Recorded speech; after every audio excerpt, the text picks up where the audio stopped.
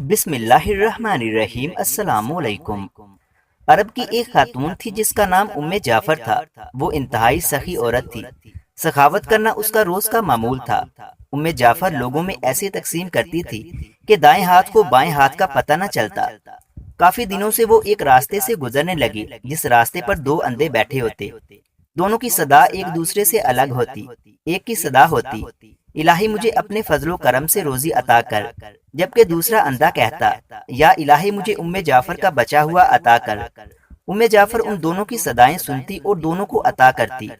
جو شخص اللہ کا فضل و کرم طلب کر رہا تھا اسے 2 درہم دیتی، جبکہ جعفر کے فضل و کرم کے طلبگار کو ایک بنی ہوئی مرغی عطا کرتی۔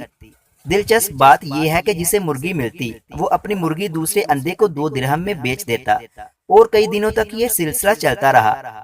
کافی سوچ بچار کے بعد ایک دن جعفر اس اندھے کے پاس آئی جو جعفر کا فضل و کرم طلب کرتا تھا اور اس سے سوال کرتا تھا۔ جعفر نے اس سے سوال کیا، کیا تمہیں 100 دینار ملے ہیں؟ یہ سن کر اندھا حیران ہو گیا۔ اس نے کہا، نہیں، مجھے صرف ایک بنی ہوئی مرغی ملتی تھی جو میں 2 درہم میں بیچ دیتا تھا۔ جعفر نے کہا، جو اللہ کا فضل و کرم طلب کر رہا تھا میں اسے 2 درہم دیتی تھی اور تمہیں بنی ہوئی مرغی میں 10 دینار ڈال کر دیتی تھی۔ اندھے نے اپنا سر پیٹنا شروع کر دیا اور چیخنے چلانے لگا، ہائے میری کم بختی، کاش میں ایسا نہ کرتا، میں مارا گیا۔ جعفر نے کہا، یقیناً اللہ کا فضل و کرم طلب کرنے والا کامیاب ہے اور انسانوں کے فضل و کرم کا طلبگار محروم ہے۔